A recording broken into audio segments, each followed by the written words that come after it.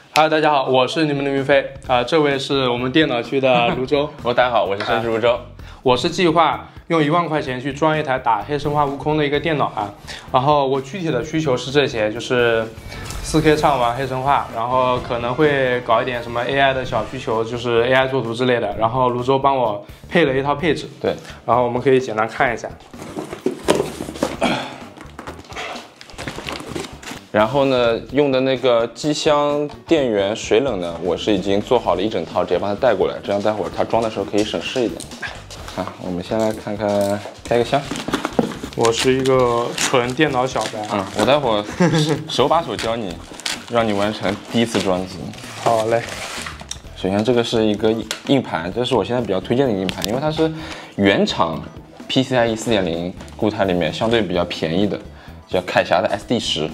这个是我来拆吧，你来介绍。然后这个是一对32GB 的 DDR5 内存，频率是6000。然后现在目前大部分的游戏和生产力其实32G 也够用。我家里的电脑用的也是32G 6000频率内存，虽然6000频率在 DDR5 内存里面算是比较低的，但是如果有相关的生产力需求的话，那么我觉得用低一点频率还是会更稳一些，因为现在 DDR5 说实话高频的稳定性做的还不是特别好，所以生产力我一般无脑推荐6000和6000频率以下的。然后这个是我给他选的 CPU 是点中点之 i5-13600KF， 这个我现在自己用的也是这个 U， 因为这个 U 属于是英特尔它牙膏挤多了，就是它稍微小抄一抄就可以直逼上一代的12代的 i7 甚至 i9。然后所以说可以说这个现在是最香的 i5 吧。除此之外呢，比较香的就是另一款 i5， 就是 i5-12600KF， 那个配置比较低的话，比较推荐那个。现在我们有1万预算，所以就用这个。它这个闪片和那个整装的有什么区别吗？基本上没有什么区别，就是如果你坏了的话，闪片不太好保修，但是 CPU 这个东西说实话很难坏，可能你正常用的话，用到宇宙大爆炸都不会坏。所以这就是一个超级性价比的一个方案对，就虽然我们是1万预算，但还是要主打一个性价比，因为想要4K 玩黑神话，其实还是比较有难度的1万预算。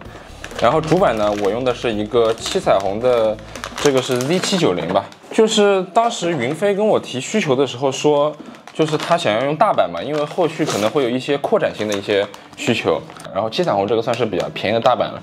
虽然说7彩虹，在主板界就是属于就是大家对它的 BIOS 评价不是很好，大家评价是硬件堆料比较足，但是它的软件那个做的不是很好，就是超频上可能会就是有点问题，不太适合超频。但是说实话，作为一个没有怎么接触过电脑的人，平时一般也不会去折腾这些东西，稳定用的话是没有问题的。对，之前我买的全都是笔记本。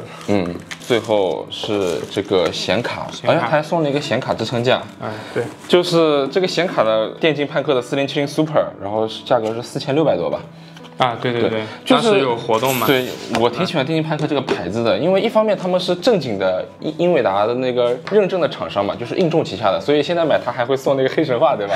对，你还领了一个黑神话的 CDK， 好像送的是国产的那个 WeGame， 虽然是WeGame 平台，但毕竟是白送，你买的时候还不知道它会送，对吧？对，你是收到货以后才知道它会送的。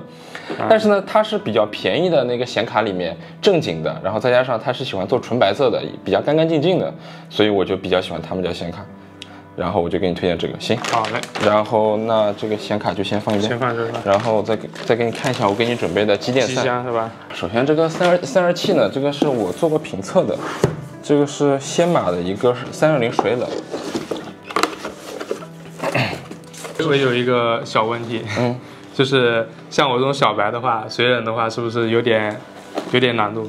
水冷说实话，安装起来难度是比较大的，就是纯新手的话，我其实建议可以上高端一点的风冷但是现在的英特尔就是你 i5-13600KF 以上，你不用水冷根本压不住就差不多必须得上了。对，基本上是绑定水冷的。现在一个 i5 随便便动不动200多瓦，然后一个 i7、i9 动不动300瓦，你个风冷已经是超出能力范围了，所以说必须要学会怎么装水冷。好的。然后这款水呢，亮点的就是它中间这个冷头有一个巨大的圆形屏幕，可以显示温度什么的，然后也可以自己 DIY 一些图片什么的。或者一些视频 GIF 也可以。原本我还想自己装，现在看到我觉得就是在旁边观摩了，应该是。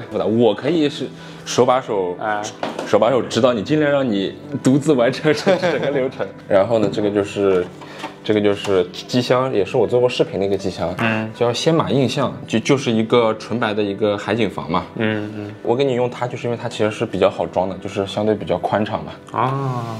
电源我已经在那个里面装好了。好的，这个就是一个包装盒，电源我就用的是先马的一个750瓦的这个金牌全模组的一个纯白的电源，所有配件就这些哦，还有3把 RGB 风扇已经装在上面了。好嘞。OK， 这就是所有的配件了。那我们现在就开搞呗。开搞。哎，好，那卢总你就简单说一下大概的一个流程吧。第一步呢，就是把 CPU、内存、硬盘装到这个主板上，然后第二步呢，就是把风扇、电源装到机箱上，第三步就是把装好的主板放进机箱里面，然后再安装水冷。最后安装显卡就可以了。好的。然后因为我们今天是这个机箱是你给我带过来的嘛，所以它这个风扇啊、电源什么都已经安装好了，是吧？对，机电扇这一块我得去弄好了，所以我们只要先弄一下主板就行了。先弄它哈。好，我们先弄吧。你先把这个塑料膜取掉，然后放回这个主板盒子里。好嘞。这步是不是先需要洗个手什么的？这个不需要，就是如果是冬天的话，可能需要防止静电。现在夏天湿度很高的话，就不需要这一步。好的。下面还有一层棉是吧？泡沫，然后放在这里。然后这个主板盒子里面，你这个带 WiFi 的主板，它还会有一个天线，可以先取出来。后面是会用到，这个不用，这个是啥？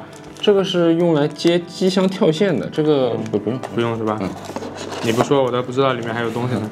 然后这个里面的话，如果你要装机械硬盘的话，会用到这个线，但我们这次没有，所以也不用。OK， 好。然后先把这些主板的配件都收纳好，如果出问题了的话，售后是需要的。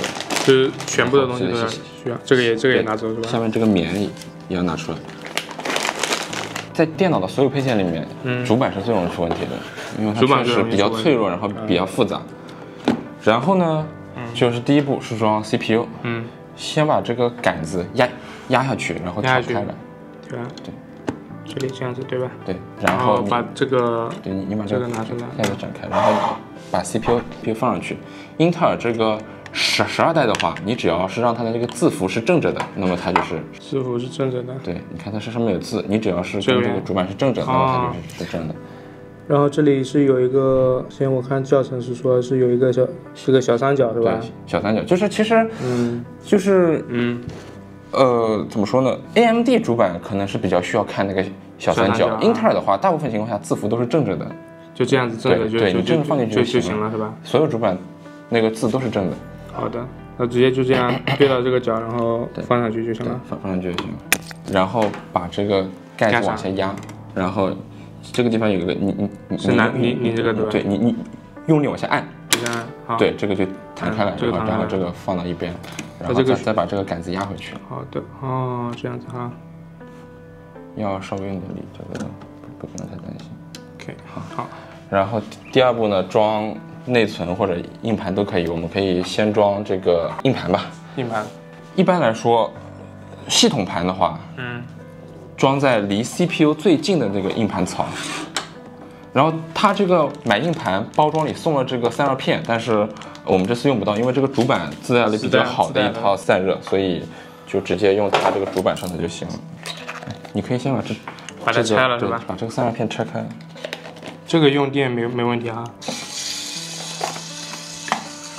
然后这个就其实跟，然后这个槽对斜着插到这个上面，插进去，然后往下按，然后它这边有个旋钮，你把它那个旋转的卡扣你给旋一下，旋上来什么？对，你按住它，然后这里是吧？旋这个旋钮，对，这样就可以，然后再把那个散热片反面会有一个保护膜要撕掉。你不说我还真就忘了，教程是看了一遍又一遍，啥也记不得。这个装机就是这样，你看多少遍教程都不如自己实操来一遍有用。然后就是装内存，内存的话这边有4个槽，一般优先装第2槽加第4槽。对，你看这个内存中间有个杠，内存条上面有个槽，你把杠对准这个槽，然后装上去。先把这个上面这个卡扣取下来，这边没有，这边没有对吧？啊，还有这个地方。OK， 然后你再把它插进去，这个口就对准这个槽。好的。然后用力按放进，按2头。好，输出了。另一个装第4槽。DDR4 主板是可以插满的，但是这种 DDR5 主板，你别看它有4个槽，尽量一般不要插满，因为 DDR5 插满的话，稳定性会很差，而且频率会跑不高。我之前就碰到过，一天到晚死机。这个主板上的这一步就算是完成了，就是你看它这个地方有4个孔，主板这边也有4个孔，你把4个孔这个地方卡扣可以移位置嘛，你把它调整到和4个孔相同的宽度，然后放上去就行。是放下面还是放上面？底部穿上去是吧？对，水冷散热器最麻烦的地方在于，不同的散热器它的扣具的安装方式都不一样。然后这些可以这样子装吗？对，可以是吧？数然后这些螺丝的数量也很多，就很麻烦。待会儿线更多，线理起来才是最麻烦的。好。按住它，反过来，对，然后放在盒子上，注意放的这个过程，它很容易就松了，所以最好是可以有个人帮忙，就是你就是这个时候你就拧上去是吧？对，所以说装机的时候旁边最好有小伙伴帮忙，就是很多时候都是需要小伙伴帮忙扶一下的，然后拧完2颗之后就可以放心的松手了。OK， 现在这样，这4颗这个水冷的扣具拧完以后，就可以上机箱了，然后就可以把机箱往里放了。就是这边对准这边的这个口哈。对。这4角是要对准那个螺丝是吗？对，就是它这个主板它有很多的螺丝孔位嘛，然后你把那个螺丝的孔位对准机箱上面的那个螺柱就可以了。但是其实最方便对的方法还是对这个接口，对后面的这个接口对上了，螺丝自然就对上了。现在就是对的了。然后这样放好以后，去那个螺丝包里面拿一些对应的螺丝，就是把主板固定上。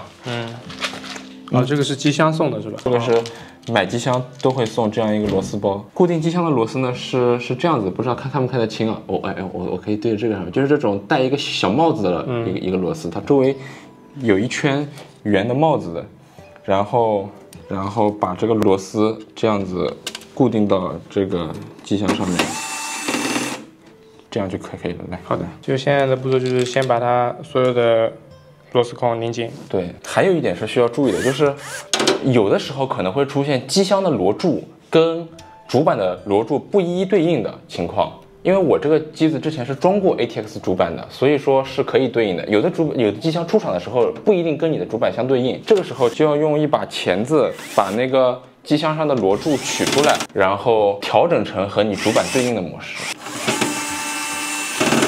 装螺丝这一步最好大家可以在螺丝刀上吸一个磁铁。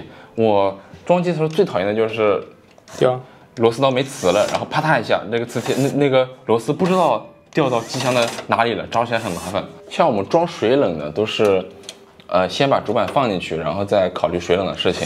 但是如果是风冷的话，就是要在机箱外面就可以先把风冷装上去，然后再放进机箱，这也是一个差别。水冷会容易坏吗？肯定是比风冷容易坏的，但是怎么说呢？尽量买大厂的水冷，他们会有那个漏液的那个包赔，虽然到时候赔起来其实也是很麻烦的，所以我个人其实真的不是很喜欢水冷，但是没办法，没办法，现在 CPU 发热太大了，特别是英特尔、AMD 的发热普遍都还好。我说就是如果它漏液了会有什么情况？会把你的那个带电的东西泡坏。有的时候小米的这个小小的也挺好的。看一下，应该是都好了啊，装好是吧？然后接下来呢是先把机箱上面其他的线给，首先一圈看过来啊，首先这边是 CPU 的供电，这个地方呢是散热器的那个风扇的插口，但是我们散热器还没装，就可以待会再装。然后这个地方呢是主板的供电，这个地方是 RGB 的插针，然后这个地方呢是机箱前置 USB 的供电，然后这个地方是前置 Type C 的供电，哦，这个呢是那个机械硬盘的插口，这个我们这次暂时就没有哈，用不到。然后往下看，这个地方呢是开机键的接口，这个地方是前置音频接口，这个地方是前置 USB 2.0的接口。然后我们先把这一圈的线都插好，不然到时候装了水冷再装这些线的话很麻烦。怎么装这个 CPU 的供电？就是你看它这个地方有一个卡扣，对吧？然后你看这个插口侧面，它后面也有一个。对，然后你就先插这个地方有8个孔，叫8 pin。你先把那个8 pin 的插进去，卡扣对着插销插进去。然后另外一个你会看到是4 pin，有的主板呢是8 pin，有的主板是8+4 pin，有的主板是8+8 pin，越高端主板这个 pin 越多。但我们这个呢是8+4呢，就你看它这个虽然是8 pin，它中间是可以分开的。你就把这个4 pin 再插上去就行。好的。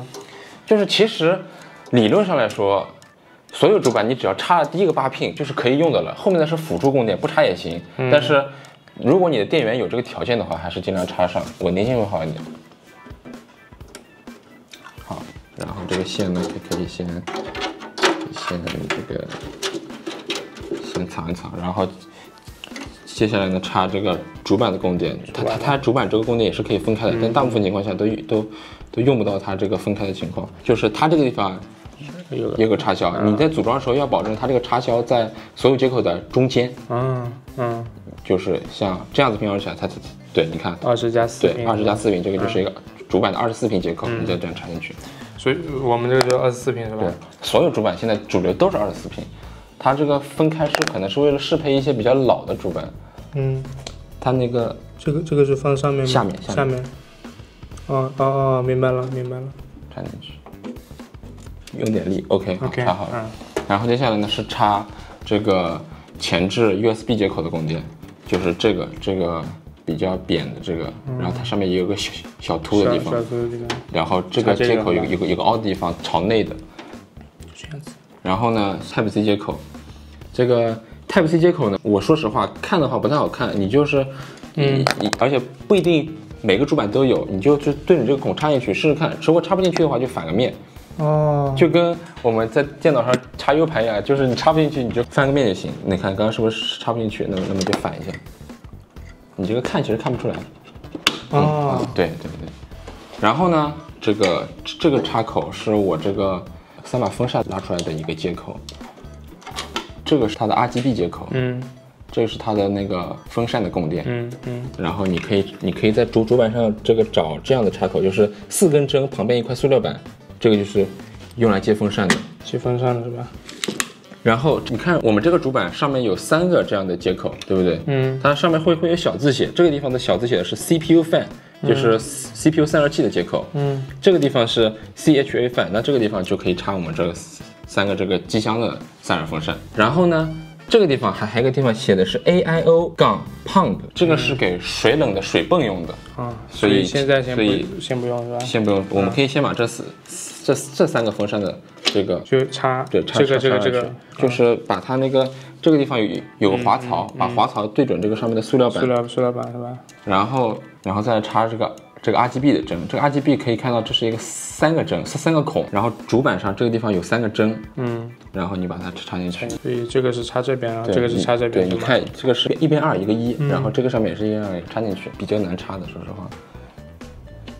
OK 了，这样就行了哈。OK， 对，装机最麻烦的步骤其实就是插各种这样的线，这个不用插，这个是用来串联其他的风扇的，可以先不用插，待会儿装水冷的时候可以用。就是你把这些风扇都串在一起的话，就可以实现那个灯光同步。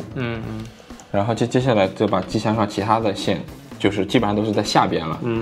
就是首先这个是上面写的 USB，然后你觉得主板这个上面的小字上面找 USB，这个是 USB 2.0的，就是你看这两，就是你看它这个孔，是上面5下面4，然后你就在这个上面主板上面找上面5下面4的针插进去，就是你手指的那个。这个？对，你看是不是上面5下面4，然后下面写着对 USB 2.0插进去，然后呢这根线上面写着 HD Audio，然后一般都是在主板的最左下角，上面4下面5，然后它这个那个空的槽在中间，然后你就插上去，然后最后是要插机箱跳线，这个是最麻烦的，它掉到机箱里面，一般就是这种细细的线。哦，是的。一般就是一束这样的线，有的时候它们是分开的，有的时候它们是出厂的时候是绑在一起的。然后从这个机箱的这个缝里面往前，这个地方难装是因为我偷懒了，就是其实可以把这个机箱后面的护板给用螺丝卸下来，再取这个线就会这个洞就会大很多。但是我现在偷懒了，想着直接从这个缝里面把这些线取出来。OK， 这些都取出来了。然后这个地方是最复杂的，这个开机跳线呢，一般都在机箱的右下角，一般叫 F panel， 这个上面会有小字 F panel，然后它也是上面4下面5的针，下面4下面5的这个接口定义分别是什么呢？左上角2根是那个开机键的那个灯的那个一正一负，然后右上角的那2个是开机键，然后左下角的那2个是硬盘灯，就是你硬盘工作的时候它会闪的那个灯。这个我现在讲的比较抽象，就是大家如果不知道的话，就可以去那个不是百度，就是那个主板说明书上一般都会有那个接口定义图。反正我是装的多了，我就已经记在心里了。但是装的时候大家可以根据那个接口定义图来装。然后呢，我们找到那个机箱的上面会写字，然后这个比方这个要写 Power SW， 就是 Power Switch， 就是开机跳线。那这个怎么插呢？就是你来插，就是插在右上角的那2个，右上角的那2个，这2个正负极是无所谓的，毕竟就只是一个连通的开关嘛，正负极不要紧，插进去 ，OK， 这样就行了。然后再找下一个，这个地方写的是 HDD LED，HDD 就是硬盘，然后呢，它就是要插在左下角的那2个，左下角那2个就在里面的2个了啊，左下角就是刚刚那个。这2个对吧？对，插进去。对，然后这个呢是 Reset SW， 就是 Reset Switch， 就是重启键的，就是要插在开机键的下面。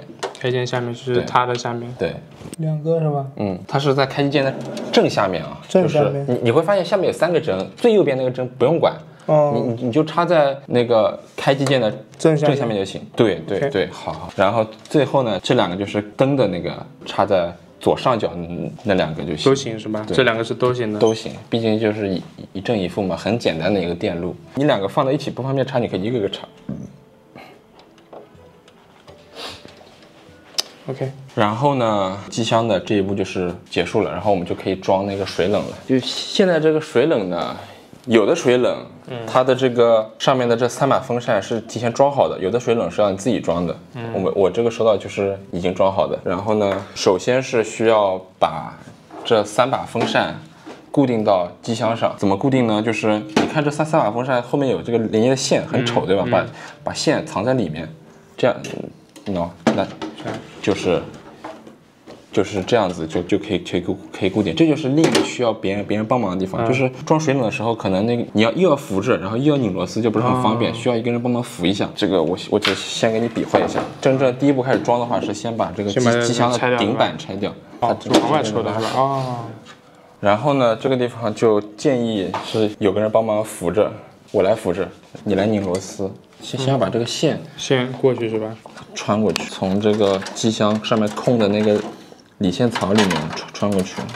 OK， 然后这边一只手扶着，另一只手开始去找这个螺丝是吧？然后拧是吧？对，把这个螺丝孔位和这个机箱上预留好的这个对上，先拧4个角，这样的话就可以解放双手了。其他螺丝在这边，总共应该是12颗螺丝。这个垫片是里面的吗？不是。接下来呢，就是把这个冷头安装在这个上面。首先一定要记住，冷头上面会有那个贴膜，要先撕下来。但我这个装过了嘛，已经撕下来了。然后是涂硅纸。涂硅纸的话，一般尽量用水冷厂商送你的。水冷厂商送。对，但是。水冷厂商送我的那个我已经用过了，然后你实在不行，你再用 CPU 厂商送你的，因为水冷厂商送那边会比较好 ，CPU 的这个一般都是随便的，但是压个 i5其实都绰绰有余。就是至于网上那些什么高性能的那个什么硅脂啊什么的，什么液晶是吧？对，不是液晶，就是那种什么7921啊这些，你用了当然会有改善，但对于 i5这种级别的 CPU 来说，改变不是很大。但是你是要到 i7、i9这种，你才需要考虑硅脂的质量的。这种终端的话，其实普通就行了，然后在上面挤个9筒出来，懂吗？不要离那个边缘太近，就是这么多这里，再往里一点，再往里一点。对对对，然后这都亮了。对对对，哎呦完了，没事，这个我是不是有点太多了？对，挤多了，挤那种比较小的一个酒桶的一个出来，中间可以适当多一点，然后两边可以适当少一点，因为你冷头按下去它就会挤压嘛。对，具体画什么形状的，这个其实10字或者9点都可以。然后这种比较软的硅脂的话，直接散热器上去一压就压平了嘛。然后像这种多出来的不要紧，不用处理是吧？处理一下也行。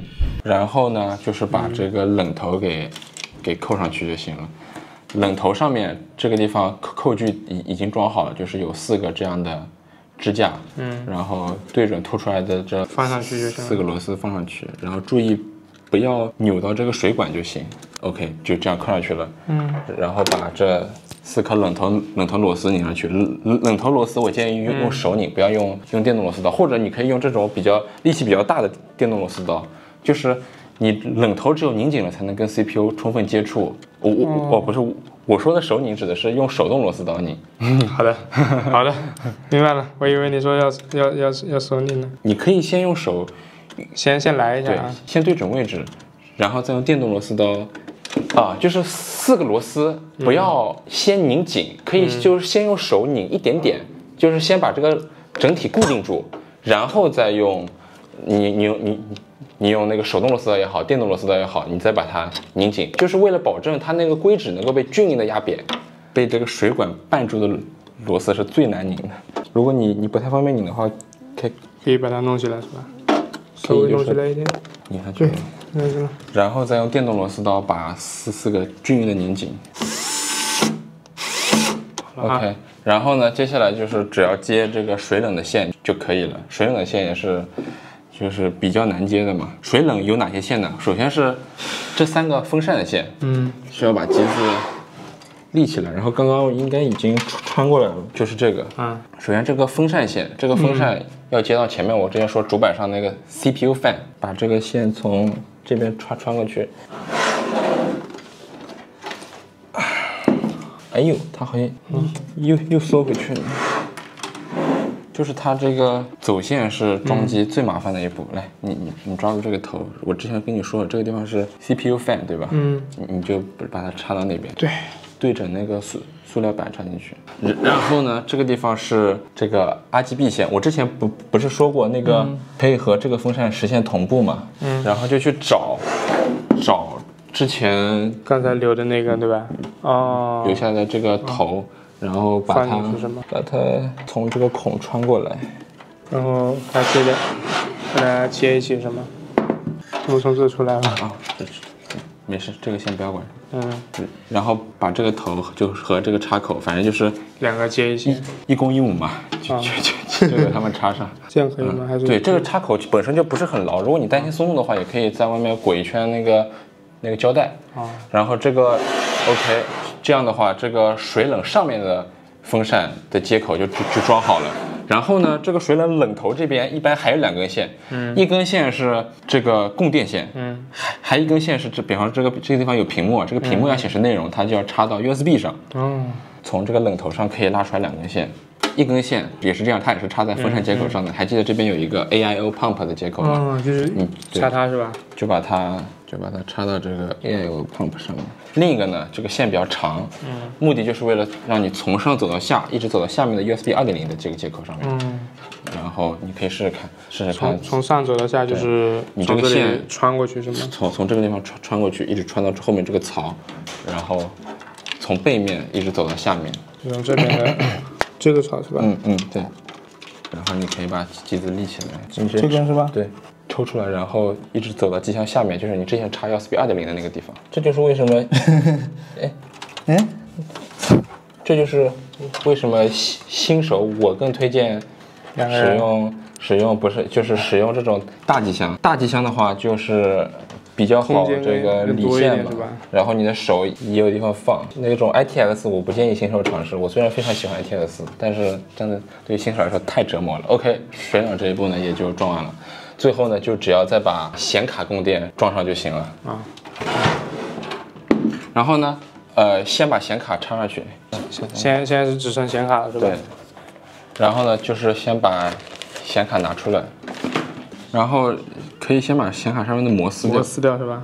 显卡和这个风扇上面的膜都有膜。你给我挑的这一套全是白色的。对呀、我就是主题就是一个纯白的一个海景房装机嘛。然后呢，把这个显卡，先把这个侧面这个机箱挡板拉开。然后把这个显卡就插在竖着插这个槽，就是这个金色的手指对准显卡的这个主板上面的显卡槽。哎，等等，要把这个上面的这个接口的那个防尘塞先拿掉是吧？对。哦，说放在那个显卡盒子里，售后是吧？对，然后竖着插进去，你会发现那个金手指上面也有一个凹槽对准那个。所以是先对这边还是先插进去 ？OK， 好了，直接插进去啊，往里按。OK， 对，这个上面往里面撕吧，还应该往里面撕。哎，它怎么只有一个小揪揪？也没事，这个地方也挺好看的。然后呢，就是用螺丝刀把这个固定住是吧？显卡的这个挡板处固定住。固定显卡的螺丝需要用到这种，就是上面有一个6边形的这个棱柱的这个。好的。这种螺丝，然后上面是吧？对，这面我就直接过去对面装吧。就是装这个是一个是吧？这里是只装这一个。2个。上面还有这里一个，这个是吧？好。然后再把那个盖板盖上。盖板。这个。直接盖上。再来一颗是吧？然后呢，就是给显卡插供电线。显卡的供电有2种，这2种线我都准备好了。一种是这样子的，跟 CPU 供电长得很像，但我们这个显卡呢，用的是40系列显卡新的一种供电线，就这种线，它总共有12个口。然后这个地方有下面12个，然后上面还有4个接口。这个供电线叫12伏 High Power，然后就把它插到这个上面。你会发现上面有一个长条，下面有6个口，把它直接对上是吧？对应上去。对。好了是吧 ？OK。然后呢，接下来呢，其实就已经可以开机，看看可不可以正常点亮了。就是其他的线就不用管了，就没有其他的线呢，先找个地方，就是简单藏一下，就是只要不影响这个风扇的旋转的那个线，就可以先不用理，等到测试完可以正常开机了再去理线。现在是基本上所有的线都接好了。对，就是不是基本上就是所有的线都已经接好了，然后我们就可以插上显示器，先去开一下机了。好的。然后呢，就是先把这个电源打开，然后哪里的声音上面的，你这个的我说呢，我说开机还有这个是音效呢。OK， 现在风扇都在转，然后第一次开机时间会比较长，因为它要做一个自检的工作，要先等一等。OK，RGB 灯亮了，就成功了一半了。OK， 我靠，这么屌吗？OK， 出现这个字是很正常的，因为我们还没有装系统。但是能够出现这个画面，就说明机器已经没有问题了。OK， 那就牛逼，完工，恭喜！牛逼！那我们去干饭吧。好，干完饭回来理线装系统。回来再搞然后这种情况就关了就行哈。大概绑个3、5个就差不多了吧。3、5个是吧？就比方说上面的一些小线，这些可以扎一下，然后这边可以扎一下，这边可以扎一下，这边可以扎一下，对吧？你可以多剪一点，不然留个头很丑。就是可以一直剪到那个方块那边。这里是吧？这个可以收起来，然后给镜头看一下反面，就是这个背面呢，其实。就大部分的机箱背面的线还是要理一下的，不然这个盖板盖不上。但是因为这个机箱它是支持背插的，所以它的后面空间特别宽裕，所以这个就没有必要理了。这种情况下再理线就是给以后自己的那个扩展啊什么的添加麻烦。现在这个就直接把，越来越离谱了。不是，就这样就行了啊。正面你再加一个那个显卡支架就可以了。大概就是这个意思哈。稍微撑起来一点点是吗？对，就完工了。然后再把那个机箱盖板盖起来，我们就进入到装系统的流程。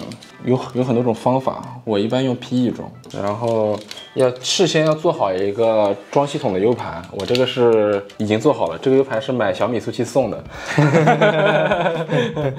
然后咱们这个频道还是离不开小米啊。然后键鼠插上去，然后呢，因为你现在硬盘里没有系统，所以待会儿屏幕亮了以后，它会自动进入我的 U 盘系统。现在用的是 PE 系统来装。首先呢，要给硬盘分区，就是你点那个分区助手，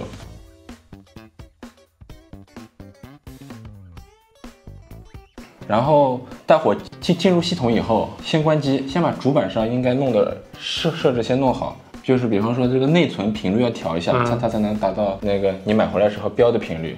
然后还有就是，看一下显卡有没有开一个功能，叫 Recess Bar。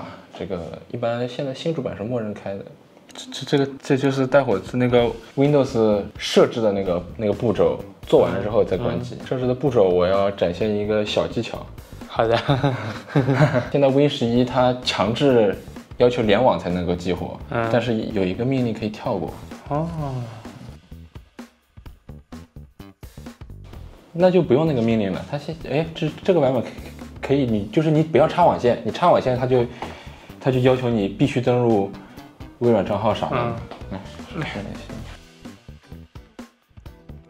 为什么要用英文？就是因为 Windows 的那个系统的路径是根据你的这个名字来的。如果你用中文，有的外国人就会识别不了。这个密码你可以输也可以不输。然后这边的话，其实只要打开一个默剧输入就行了，其他的就都不用。然后现在就将我们的全关掉，声音不大。如果你用 Windows 自带的输入法的话，那默剧输入还是开一下，这样的话它联想的会更准一点。然后就装好了，关掉是吧？对。然后现在就点重启，然后在重启过程中狂按 Delete， 哪件是 Delete？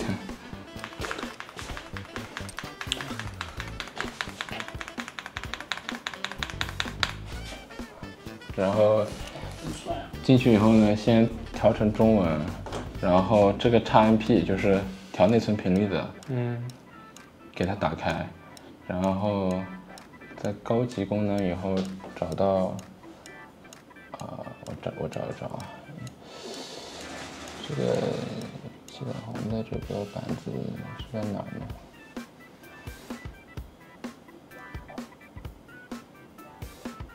这个功能已经打开了，就是这个 Recess Bar Support，这个已经打开了。然后以后超频的话也在这边超，但是现在就先不弄了。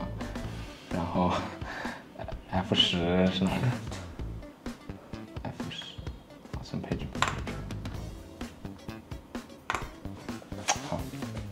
然后呢，又装4个软件，英特尔驱动、英伟达驱动，然后那个七彩虹驱动，还有那个水冷驱动。第一次改完内存频率，它有一个自检的过程会比较慢，就等它过去就好了。我靠，这要自己装，没个2天搞不定啊。是，主要是要很多经验，因为你自己装它就要去看着在网上慢慢学，要学很久，很多杂碎的知识点，也要插网线，也要插天线。你先把那个 WiFi 关了。